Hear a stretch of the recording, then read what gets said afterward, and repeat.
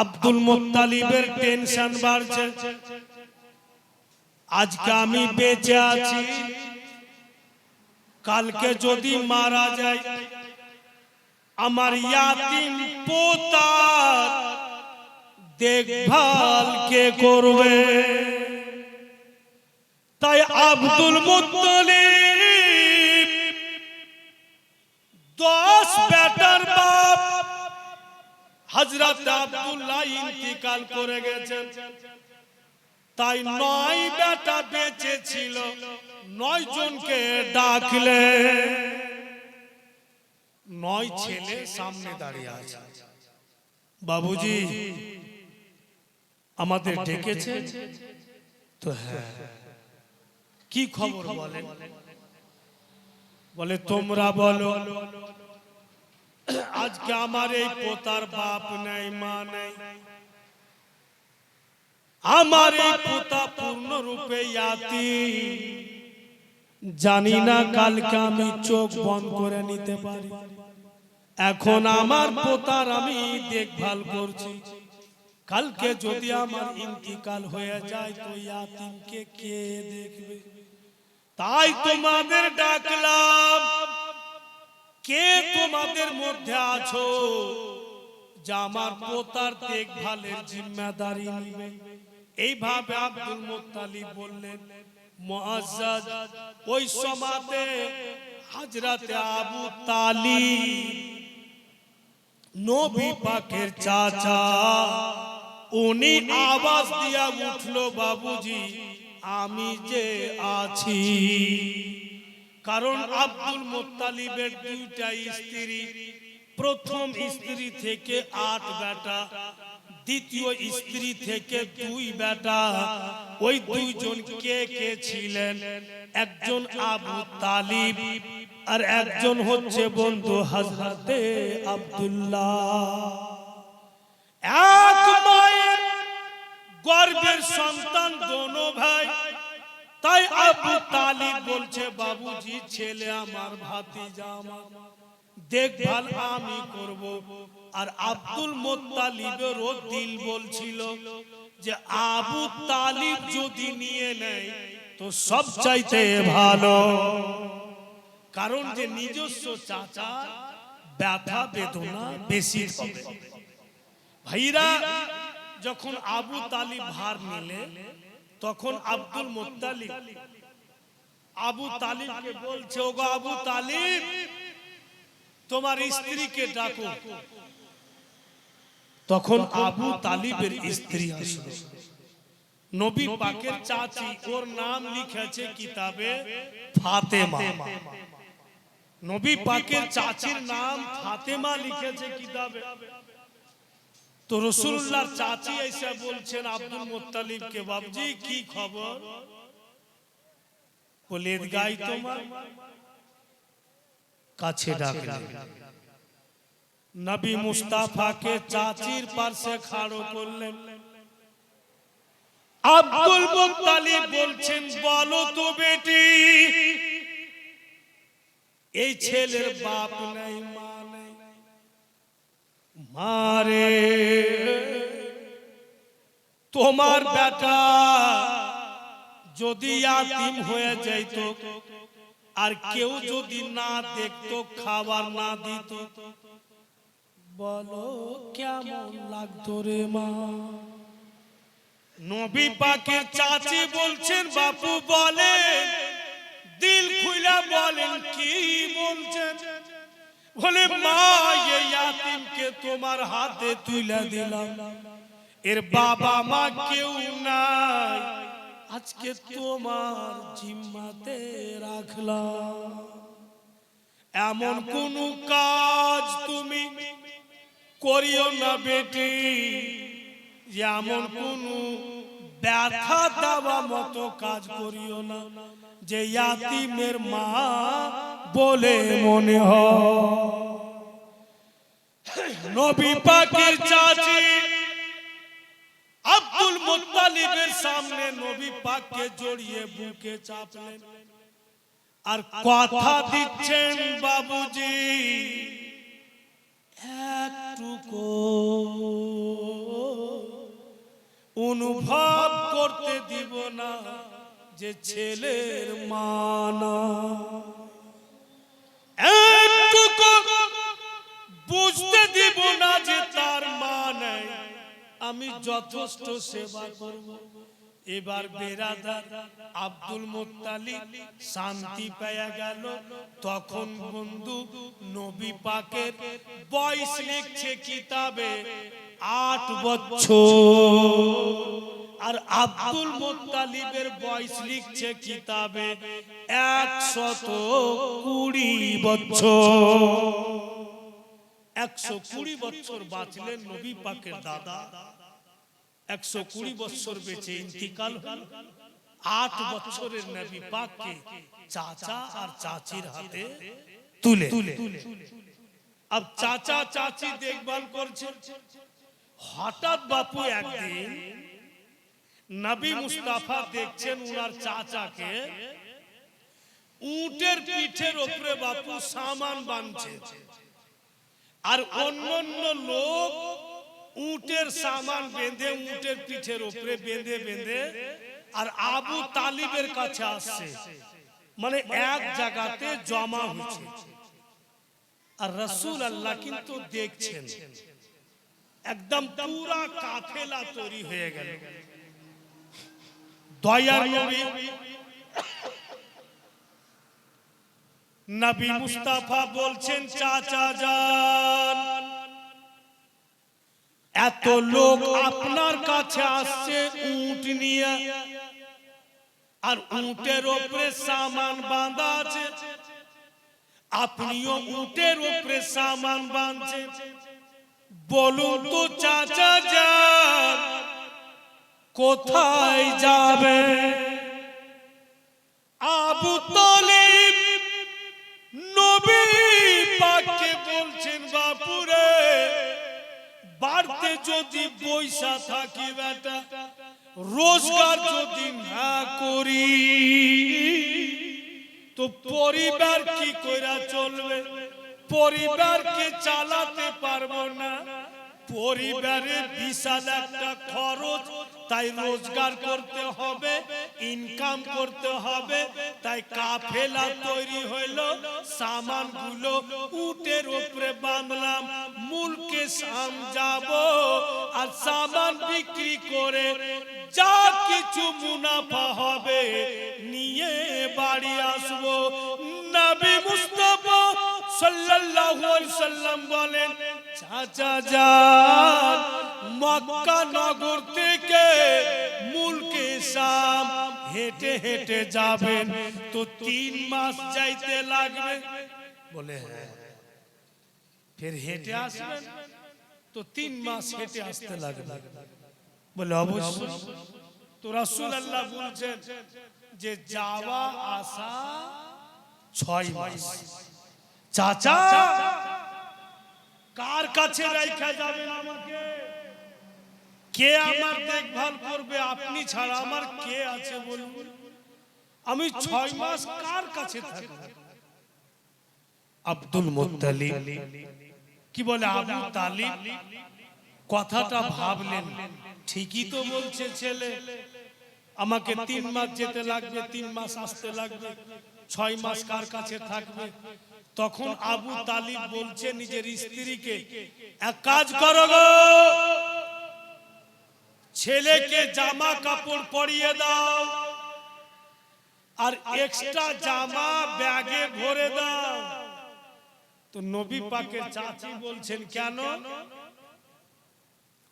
তো আবু তালিব বলছেন যে বিশ্বের যে কোনো কোণা যাব, এই লাডলা দুলারাকে আমি নিয়ে যাব, রেখে যাব।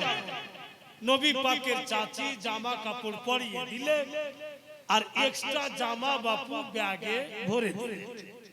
আব কিন্তু কাফেলা বের হয়েছে। হায়রা আবু তালিব আমার আপনার নবীকে উটের উপরে বাপু বসিয়েছে। অন্যান্য কাফেলা লোক আছে, কাফেলাতে অন্যান্য লোকেরা, ওরা নিজে উটের উপরে বসে আছে, আর একটা করে গোলাম নিয়েছে সাথে। ওই গোলাম উটের লাগাম ধরে আগে আগে হাঁটবে, আর মালিক উটের উপরে বসে থাকে। কিন্তু আবু তালিব দয়ার নবীকে উটের উপরে বসিয়ে দিয়েছেন আর নিজে লাগাম ধরে টানছে, হেঁটে হেঁটে যাচ্ছে। ভাইরা এখানে একটা মর্মান্তিক কথা দিয়েছেন, কাফেলার মধ্যে একজন ব্যক্তি বলছে, ও আবু তালিব, আপনি যে আমাদের সরদার, তো সরদার হয়ে আপনি উটের লাগাম ধরে হাঁটছেন কেন? আপনার ভাতিজাকে নামিয়ে দেন, আপনার ভাতিজা উটের লাগাম ধরে চলবে আর আপনি উটের উপরে বসুন। নবী পাকের চাচা বন্ধুগণ আমার রাগন্ত অবস্থায় কড়া ভাষাতে ওই লোকটাকে বলেন, খবরদার, যা বললে আর বলিও না, জুবানে লাগাম দাও। এবার যদি বলেছো তো আমার কাফেলা থেকে তোমাকে বের করে দিব। তোমাদের সরদার আমি, আর আমার সরদার আমার ভাতিজা, আমার লালা, আমার সরদার গুলামি উঠে বসিয়েছি। লোকজন বলছে আবু তালিব রেগে গেলেন, গুসা হয়ে গেলেন। আবু তালিব একদিকে নিয়ে গিয়ে লোকটিকে বুঝাইছে যেন ভাতিজা শুনতে না পায়। কি বুঝাইছেন? যে তোমাদের মতো পাগল কেউ নাই। ছেলে যখন মায়ের পেটে ছিল বাপ হারিয়েছে, 6 বছরের ছিল মাকে হারিয়েছে, 8 বছরের ছেলে আমার দাদাকে হারিয়েছে। আজকে যদি ওই ইয়াতিমকে উটের উপর থেকে নামিয়ে দিই আর লাগাম ধরে টানতে বলি আর আমি উটের উপরে থাকবো, ছেলের দিল ফাটবে, কত ভিতর ভিতর কাঁদবে যে আমার আব্বা যদি বেঁচে রইতেন আমাকে উটের লাগাম ধরে টানাইতেন না, উপরে বসে রাখতে। বলেই ভাতিজার দিল না ফাটে, ওর বাবা বলে মনে না হয় ওই ইয়াতিম বলে আমি বসিয়ে দিয়েছি। আর তুমি ওই ছেলের সামনে কি করে বলছো যে নামিয়ে দাও? এটা কি তোমার উচিত হলো? লোকটি বাবু বুঝতে পারলে যে আমরা ভুল কথা বলে দিয়েছি, আবু তালিবের কাছে ক্ষমাও নিলে, আবার কিন্তু চলতে লাগলো। কিছুটা দূর গেলছে আর পিছন থেকে নবী পাকের চাচি আওয়াজ দিচ্ছে, ধন আমার, ও লাডলা দুলারা, তোমার চাচাকে বলো তো যেন একটু দাঁড়ায়, আমি আসছি বাপু। তো নবী আমার বলছেন, চাচা একটু দাঁড়ান, কাফেলাকে দাঁড়াইতে বলুন। তো কেন রে বাপু? বলে আমার চাচি আসছে। তো আবু তালিব নিজে যে বলছে যে জীবনে বেটারে মাইয়া ছেলেকে বুদ্ধি হলো না, বাড়তে যখন ছিল তো বলার সুযোগ পাইনি, রাস্তা ধরে নিয়েছি, ওকে পিছন থেকে আওয়াজ দিয়ে বলতে হবে, ডাক দিতে হয়। নবী পাক বলছেন, চাচা রাগিয়ে না, হয়তো কিছু চাচি আমার ভুলে গেছে, একটু দাঁড়িয়ে। আবু তালিব বলছে, ওগো কাফেলার লোক সবাই দাঁড়িয়ে যাও, আসছে আমার স্ত্রী, কি বলবে আগে শুনে নাও। আবু তালিব বলছে, বাপু ধন, তোমার চাচি যদি উল্টা পুল্টা বলেছে বেটা, আর লোকের সামনে যদি আমার অসুবিধা করেছে, আমার তুমি যা জানছো বাবা ধন। তো নবী আমার মুস্কি মেরা হাসছেন আর বলছেন, চাচা, চাচি আমার উল্টা পুল্টা বলবে না, আপনি শান্ত হন। অনেক মেয়ে ছেলে আছে বাপু উল্টা পুল্টা বলে দেয়, বইলাও দেয় কিন্তু ঢং ধরে নেয়। মানে উল্টা পুল্টা বলনে वाला। আচ্ছা বলেন, স্ত্রী খেতে দিয়েছে স্বামীকে রান্না বান্না করে, তো প্লেট দিচ্ছে খাবার, তেমনি করে নিয়ে যার সামনে রেখ দিলে, আর অন্যদিকে মুখ ঘুরিয়ে বলছে যার জি করবে খেয়ে নিবে, তো পড়োশি লোক এসে খাইবে। এবার ওর স্বামী যখন বাজার যাইছে সবজি টবজি কিনছে, ও কিনাই না ওর স্ত্রীর সামনে রেখ দিলে, আর ফির এদিকে মুখ করে বলছে যার জি করবে রাইন্ধা নিবে, তারে পাগলা পড়োশির মেয়ে রান্না। কারণটা কি? স্ত্রী হইল কংগ্রেস আর ওর স্বামী হইল সিপিও, আর ইলেকশন টাইমে বাপু স্বামী স্ত্রীতে ঝামেলা, বন্তি নাই, এমন অসুবিধা হয়ে গেল যে এক বিছান স্বামী স্ত্রী দু বিছান করে এই ইলেকশনের কারণে।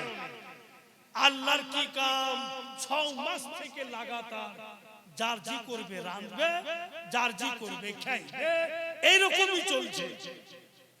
হঠাৎ এক রাইতে ওর বাড়িতে চোর ঢুকে গেছে, আর চোর যখন ঢুকেছে ওর স্ত্রীর কানের গহনা দুটি ধরেছে, মানে মোটা মোটা গহনা পিনছে, আর যেমনই ধরেছে এই পাগলি চিৎকার করে ওর স্বামীর বিছানে গিয়া জড়িয়ে ধরেছে, জলদি উঠুন মরে গেল, স্বামী গো বাঁচান। ওর স্বামী বলছে কে তুমি? বলে কেমন কথা, অন্য কোন মেয়ে এসে আপনাকে ধরতে পারবে? আমি আপনার স্ত্রী চিনতে পারছেন না? বলে বিশ্বাস হয় না, বিছানা আলাদা করেছো, দুজনে বন্তি নাই, চলাফেরা নাই 6 মাস থেকে, আর হঠাৎ স্বামী বুলে ধরেছ। বলে স্বামী গুম্মা যা করেন না, চোর ঢুকে গেলছে, কানের গয়না ধরে নিয়েছিল, কোন রকম বেঁচে গেলছি। ওর স্বামী চট করে উঠে সমস্ত লাইট বন্ধ করে দিলে, মেন দরওয়াজাতে বসে গেল, আর বলছে চোর ও গো বন্ধু, তোমার মতো কুটুম পাবো না, তুমি ভাগিও না। চোর ভাগবে না, ও মার খাইতে থাকবে। এমন পহরাদারি করলে বাপু সকাল হয়ে গেল, চোর কিন্তু ভাগতে পারে, ধরা পড়ে।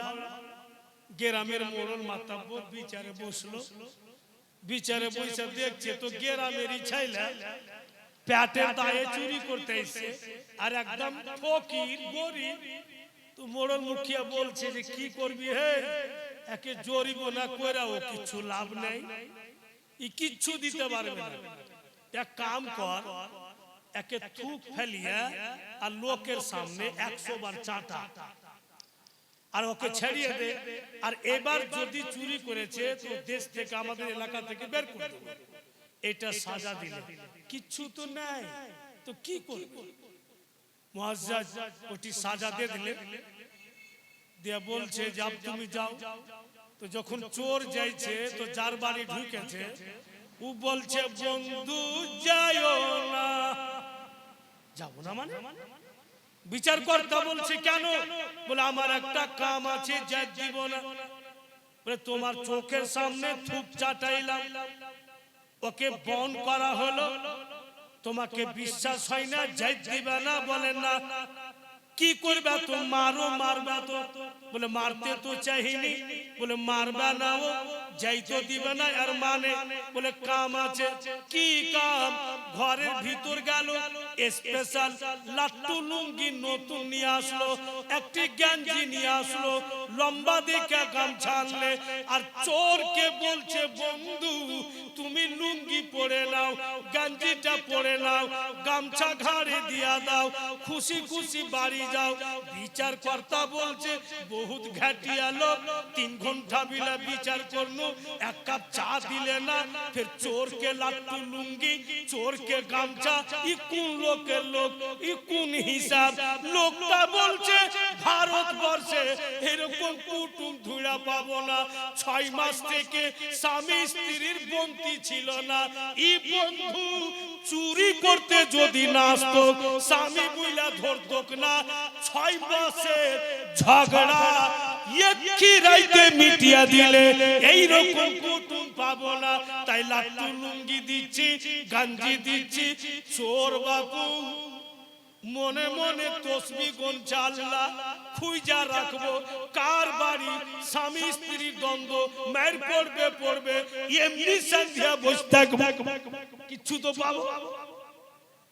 সত্যি কথা, 6 মাসের ঝগড়া একই রাত্রে মিটিয়ে দিলে চোর। এরকম কুটুম কাহাবে তো মুআজ্জাজ। যদি একটা ইলেকশনকে মুদ্দা করে স্বামী স্ত্রী এরকম বিবাদ হতে পারে, আবু তালিব বলছে মেয়ে মানুষ তো তোমার চাচি, উল্টা পুল্টা যদি বলে দেয় তো লোকের সমাজের সামনে আমার মান সম্মান চলে যাবে, আমি সহ্য করতে পারবো না। তো নবী আমার বলছেন আমার চাচি সেই রকম নয়, আসতে দেন। तमाम কাফেলার লোক দাঁড়িয়ে আছে। হায়রে দয়ার নবীর চাচি নিজের স্বামীর কাছে গেল না, ভাতিজা যে উটের উপরে বসে আছে, চাচি গিয়ে বলছে ধন তোমার হাতটা ঝুঁকাও। নবী মুস্তাফা রহমতের হাত ঝুঁকালেন। চাচি একটা টিফিন বাটি দিচ্ছে, লাডলা এটি শুকনো খাবার বানিয়েছিলাম তোমার জন্য, আমি ভুলে গেছিলাম বেটা, তাই পিছন থেকে আওয়াজ দিলাম। এর মধ্যে শুকনো খাবার আছে, যবে তোমার জি চাইবে বের করে খেয়ে নিও। নবী মুস্তাফা টিফিন বাটিটা নিলেন। হায়রা আবু তালিব নিজের স্ত্রীর দিকে দেখাচ্ছে, तमाम কাফেলা লোক দেখছে। আবু তালিবের দোনো চোখ দিয়ে হা হা করে পানি ঝরছে। আল্লাহ তুমি আমার স্ত্রীকে সহি জ্ঞান দিয়েছো। চাচিকে নবী পাক বলেন ও চাচি জান, টিফিন বাটি পেয়ে গেলাম, খাবারও পেয়ে গেলাম, আব তো আপনি খুশি? বলছেন নবী পাকের চাচি একটু আর দাঁড়াও। নবী মুস্তাফা চাচির দিকে দেখছেন, হায় রে মা, বন্ধু নিজের কাপড়ের আঁচল খুলছে, আঁচল খুলে কিছু টাকা বের করে নবী মুস্তাফাকে দিচ্ছেন। লাডলা দুলারা, এই টাকা তোমার মায়ের, তুমি পকেটে রাখো, তোমাকে জন্ম দিনি কিন্তু মানুষ তো করছি বেটা। আমি জানি তোমার কিচ্ছু দরকার যদি পড়ে তোমার চাচার কাছে তুমি পয়সা নিতে পারবে না। আমি যে মা, মায়েরা ছেলেদের চেহারা বাপু পড়ে নিতে পারে। তোমার মায়ের টাকা তোমার পকেটে রাখো। তো নবী পাক চাচির দিকে দেখছেন, হাতটা বাড়াইতে একটু লেট হয়েছে। চট করে চাচি বলছে তুমি কি আমাকে মা মানো না? আর যেমনই বলেছে রাসূলুল্লাহ হাত বাড়িয়ে দিয়েছে, আর যদি লেট করি তো আমার চাচির দিল ভেঙে যাবে। ওই পয়সাটা রাসূলুল্লাহ পকেটে রাখলেন। হায়রে আবু তালিব নিজের স্ত্রীকে বলছে তুমি আমার মাথা গর্বে উঁচা করে দিলে, তুমি আমার সম্মান বাড়িয়ে দিলে। যারই বাড়তে তোমার মতো স্ত্রী জীবন সাথী থাকবে, ওর পরিবারে কখনো অবনতি হবে না, উন্নতি হবে। বলেই তো বাংলা ভাষাতে বলছে যে রমণী গুণে দৌলত জমে, আর রমণী ওয়াগুনে দৌলত কমে যায়, বরবাদ হয়ে যায়। আর রমণী যদি সুন্দর থাকে, ওর ব্যবহার ভালো থাকে, তো বাপু ফকির লোক দৌলতওয়ালা। মুআজ্জাজ ভাইরা বলি, জীবন সাথী যারা ভালো পেয়েছে ওদের সত্যি কিসমত লাকি। ভাইরা নবী মুস্তাফার সঙ্গে এরকম ব্যবহার করে। উনার চাচি আর মা জন্মদোক বা নাই, যখন মা নিজের মায়ের রুল আদা করতে লাগবে, ও মাকে কেউ পারবে না। বলেই আমাকে আমার মা বলছে যে বেটা तुम तो उम्रा हज कर चुके हो, माने 2009 साले हमारे साथ जाके हम लोग को हज भी कराई हो 2 मरतबा, तू बेटा हज कर ले। तो मैं माँ के देखा हंसती, तो माँ बोलছে क्या बात है हंसते हो? बोले हज अभी क्यों करेंगे, आप तो बाहयात है, आप तो है मेरे सामने, जितना बार आपको मोहब्बत की नजर में देखेंगे, हज उम्रा जो मकबूल है उसका सवाब खुदा मेरे अमल नमल में लिख देगा। तो अपना के जयबार मोहब्बते देखबो, हज मकबूलेर सवाब আল্লাহ আমার আমল নামাতে লিখবে। মা আপনি তো আমার চোখের সামনে আছেন, যখন দিল চাইবে আপনাকে মোহব্বতে দেখবো আর সওয়াব আমি পেতে থাকব। মুআজ্জাজ কেন সওয়াব হবে না ওনাদের মোহব্বতে দেখার? বলছে একটি ওয়ার্ডে কে বাবা আমার কাবারি চাদর, মা জননী মদিনা। বাবা আমার কাবারি চাদর, মা জননী মদিনা। মায়ের অন্তরে আঘাত দিলে হজ কবুল যে হবে না। বাবা আমার কাবারি চাদর, মা জননী মদিনা। ছেলে মেয়ের দুঃখে মা হয় দুঃখী, ছেলে মেয়ের সুখে মা হয় সুখী।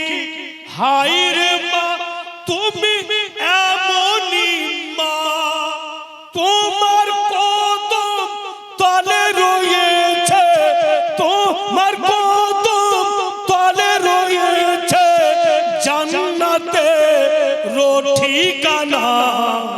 বাবা আমার কাবারি চাদর, মা জননী মদিনা। থকে গেলেন কি? বুঝতে পারছি সব ঘুমাইছেন।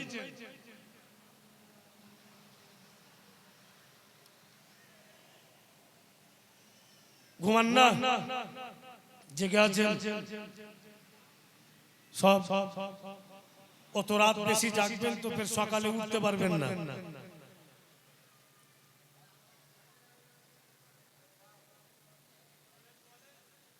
বলবো? হ্যাঁ ঠিক বলেছেন।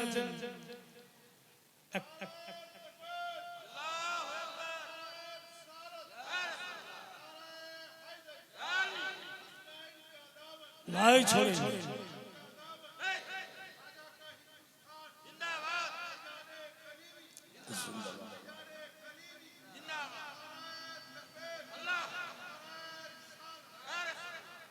দেখেন তো, মানে বক্তার হৌসলা আফজাই করার ই একটা তরিকা। এই 3 দিন গত হয়েছে স্টেজে বলছি, তো মনে হয়েছে যে আমি জিন্দা নাই, মরা। কি করব, ডেট নিয়েছি, ডিউটি নিভাইতে হবে। বেরাদারান ইসলাম এমন জায়গাতে জীবনী পৌঁছে গেল যে যত আগে বাড়বো অত আরো ইন্টারেস্ট বাড়বে। 3 রাত্রে কখনো জীবনী হয় না। এবার বলেছিলাম যে শেষ রাত্রে আমি 5 মিনিটে শেষ করে দেবো, আমার মনে আছে কথাটা। ইনশাআল্লাহ শেষ করে দেখাবো, 5 মিনিটই শেষ হয়ে যাবে। একটু কার আগে চলুন। अब बिजनेस करते बेरिए गेलेन, चाची ओखान থেকে বাড়ি ফিরে গেলেন। ভাইরা বাপেরা মা বোনেরা ধ্যান দেন। এমন রাস্তা দিয়ে আবু তালিব ব্যবসা করতে যাচ্ছেন, ওই রাস্তা দিয়ে এমন একটা জায়গা পড়বে যে জায়গাটার নাম লিখছে কিতাবে বসরা। ওই বসরার নিকট হয়ে মুলকে শাম যাবে।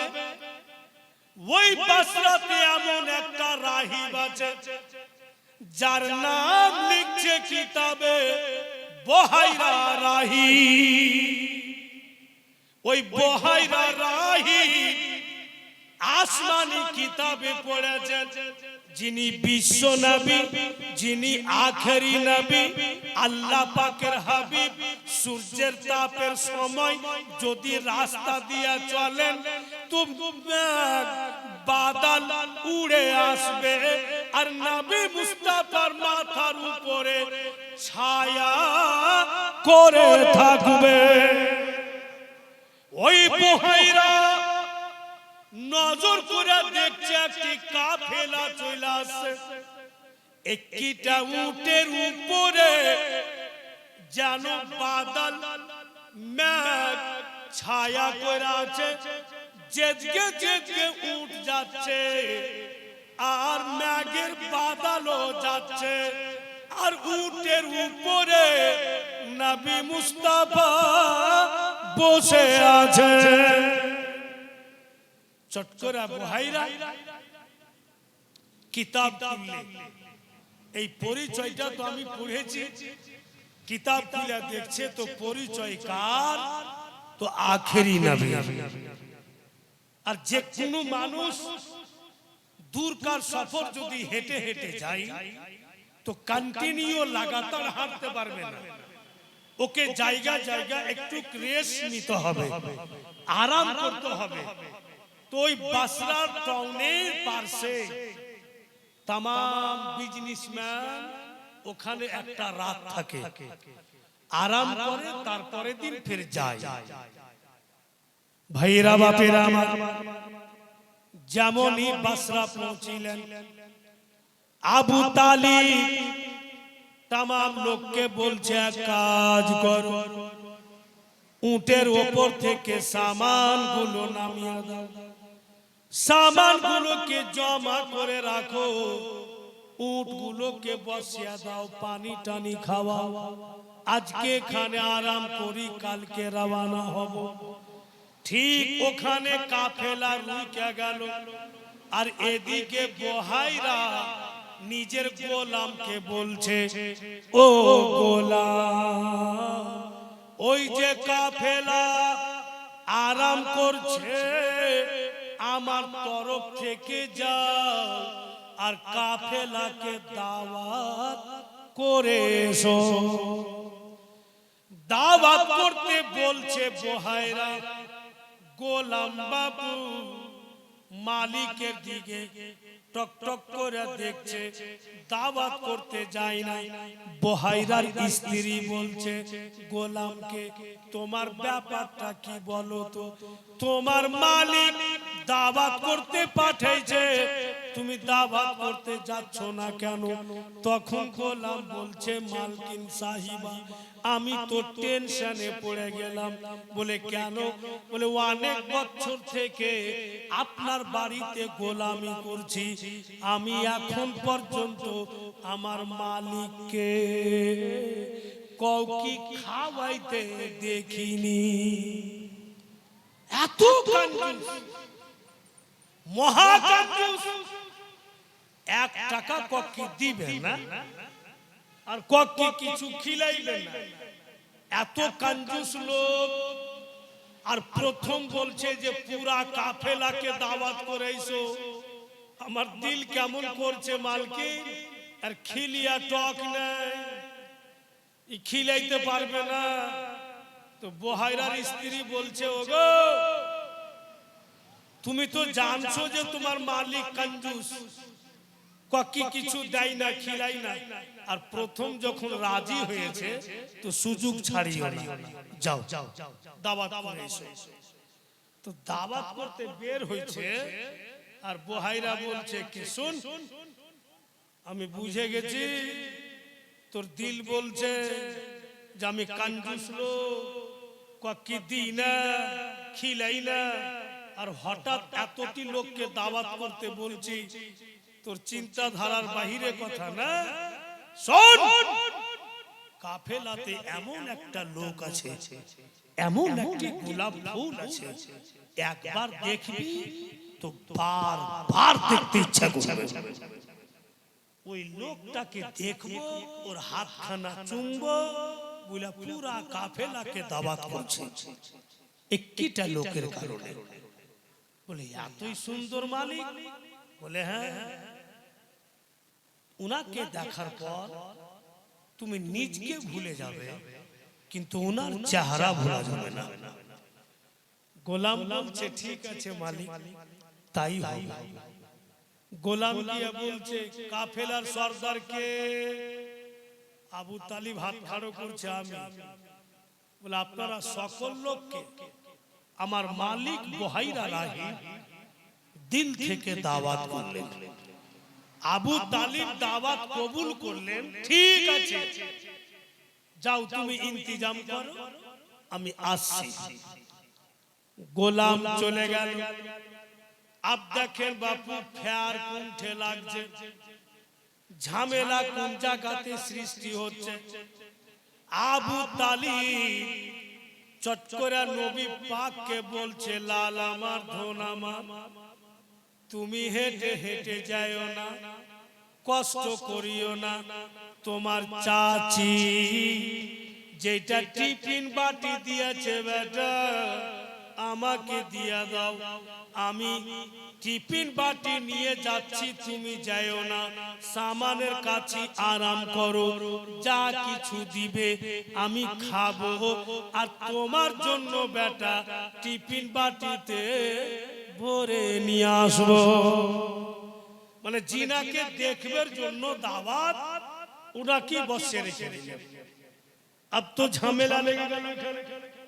রাহিব বৈশা আছে চেয়ারে, আর সব মেহমান ভিতরে ঢুকছে, আর গোলাম দাঁড়িয়ে আছে, আর রাহিব খালি মাথা ঝুলাইছেন না, এইটাও লোক নয়।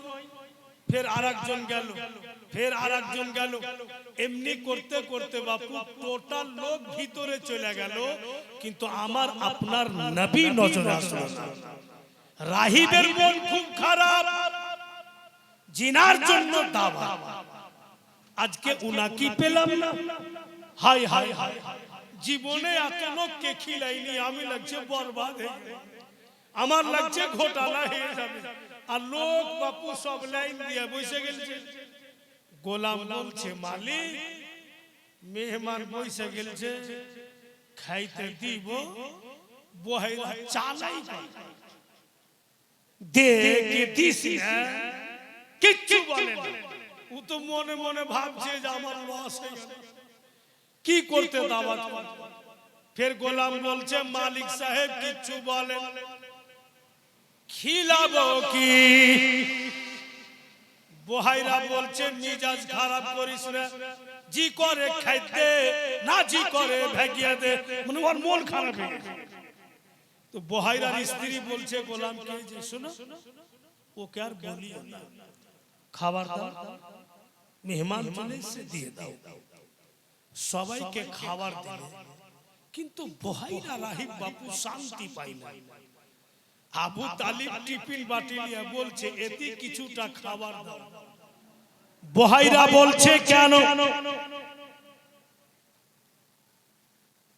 বলে দরকার আছে। বহাইরা বলছে লোকজন খাচ্ছে আর তোমার খাবার হয়ে গেছে, আর তুমি টিফিন বাটি নিয়ে দাঁড়িয়েছো, ওই লোকটির খাবার হোক, তারপরে দিব কি দিব না কথা হবে। ঠিক আছে। तब तलक একটা লোক বলছে আল্লাহ तूने खिलाया मैंने खाया किसी का बाप का नहीं खाया। আবু তালিব বলছে মেয়ের খাবি রে, শরীরের হাড় হুড় ভেঙে দিবে মেরে রে, উল্টা পুল্টা কেন বকছে? তো ফের লোকটা বলছে ঠিকই তো বলছে, আল্লাহ যদি কিসমতে না রাখতো দানা এখানে তো আসতো কি?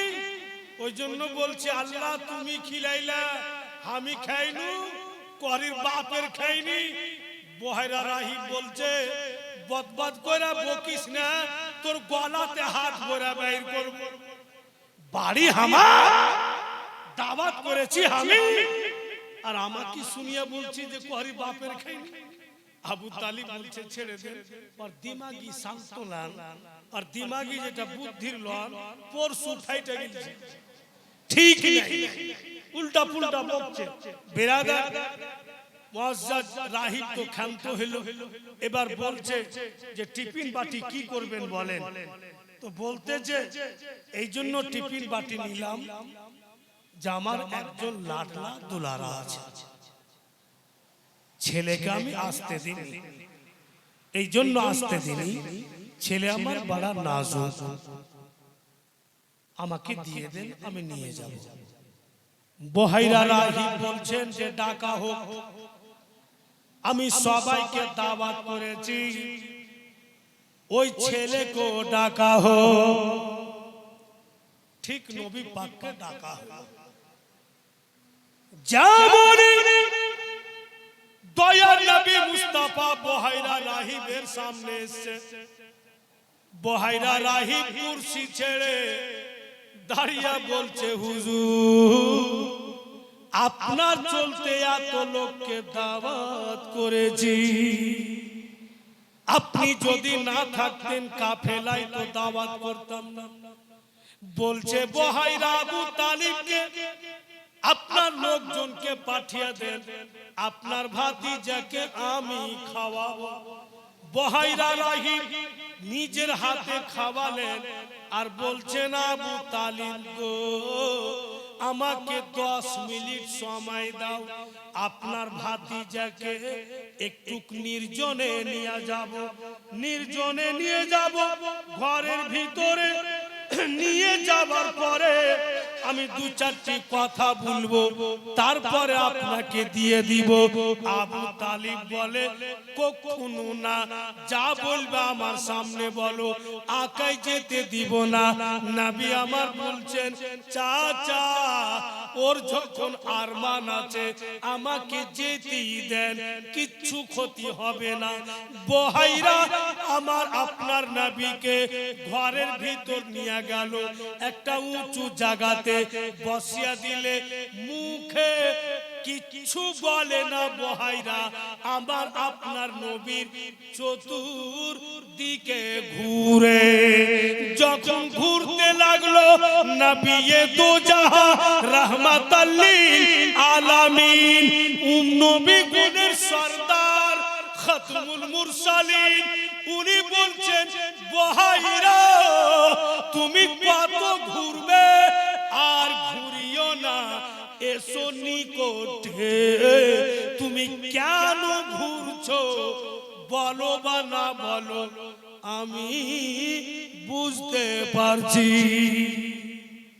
এসো তোমার যা মনের আশা পুরা করো।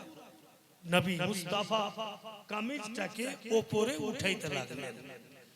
কেন ঘুরছিল, কেন নবী পাক কামিজকে উপরে উঠাইছেন? বহাইরা রাহিব ওই কিতাবে পড়েছে, আসমানি কিতাবে জাবুর শরীফে, যিনি বিশ্ব নবী আখেরি নবী, উনার 2 শানার মাঝখানে পিঠের উপরে মোহরে নবুয়ত থাকবে, যে একবার চুমে নিবে ওর জন্য জাহান্নামের আগুন হারাম।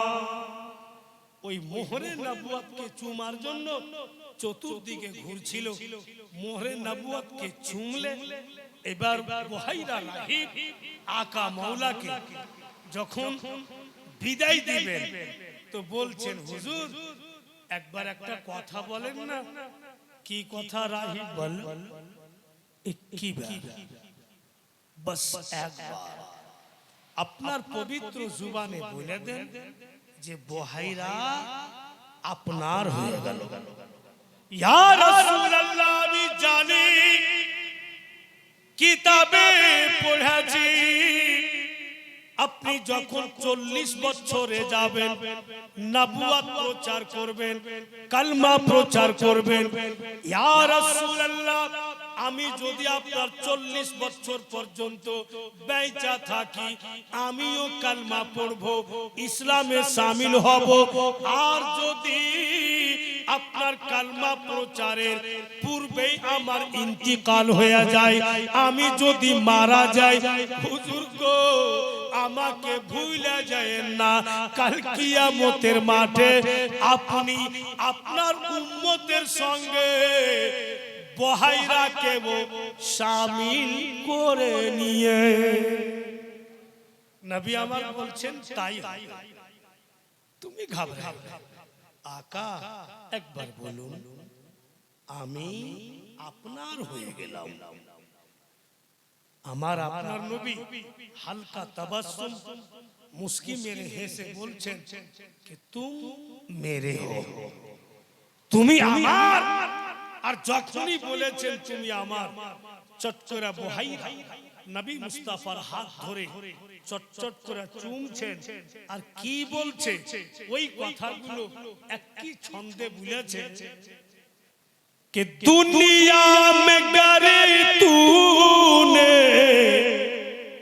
अपना बनाया है दुनिया में गरे तूने अपना बनाया है महशर में भी कह देना महशर में भी कह देना ये है मेरा दीवाना बेखुद किए देते हैं अंदाज है जाबाना आ दिल में तुझे रख लूं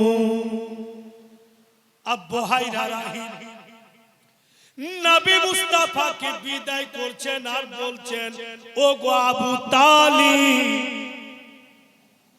আগে আর যায়েন না আমি যেমন আপনার ভাতিজার রূপ রং দেখে চিনতে পারলাম কিছু জানতে পারলাম আমার মতো অনেক ইহুদি আছে অনেক নাসারা আছে আপনার ভাতিজাকে দেখে জুলম ও সিতম করবে অত্যাচার করে দিতে পারে তাই আপনি আমার বাসরার টাউনে যা সামান এনেছেন বিক্রি করে দেন আর বাড়ি ফিরে যান হায়রে নবী পাকের চাচা যা কিছু সামান নিয়ে গেছিলেন বাসরা টাউনে বিক্রি করে দিলেন আগে আর গেলেন না যতটা মুনাফা হলো নিয়ে বাড়ি ফিরলেন আগে আর গেলেন ভাইরা বাড়ি যখন ফিরলেন বাড়ি এসে ইনকাম গুলোকে গন্তি করছেন আবু তালিব তো মুলকে সামে যতটা কামাই হতো ওর চাইতে 2 টাকা বেশি কামাই কম হয় বাসরার টাউন আব বেরাদার বাড়ি যখন এসেছেন তো নবী পাকের তো আরো চাচা আছে বেশ কিছুদিন কাটার পরে একদিন নবী পাক দেখছেন চাচা গনে রাখে গোসল করছে সাজছে গুজছে নতুন জামা পোশাক কিনছে তো নবী মুস্তাফা বলছেন যে আপনাদের কি খবর চাচা কেন রে বাবু বলে আজকে বড় গোসল পানি করে নতুন নতুন পোশাক পরছেন কি খবর তো চাচারা বলছে লাগলা মেলা যাবো বেটা 12 মাসে একটা বছর হয় বাবু আর বছরে একদিন মেলা হচ্ছে ওই মেলা যাব বলে আমরা নতুন জামা পরছি তো তুমিও যাবে নাকি চাচারা বলছে তুমিও কি মেলা যাবে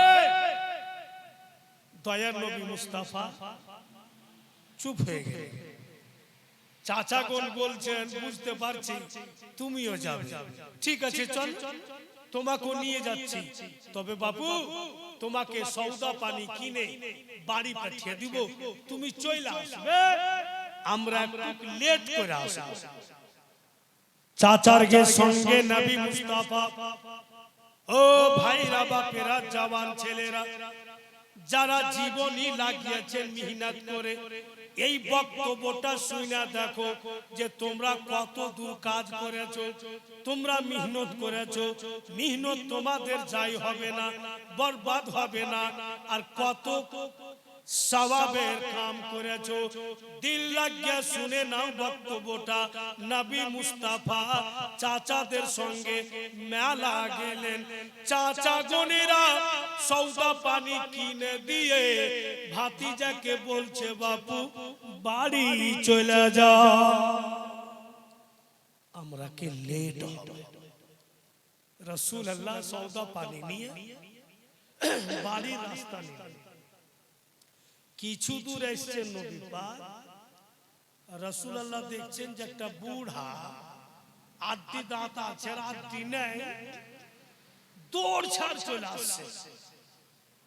তো নবী আমার দেখা বলছেন বাবুজি দাঁড়ান, বলে সময় নাই বাজা, বলে একটু দাঁড়ান না।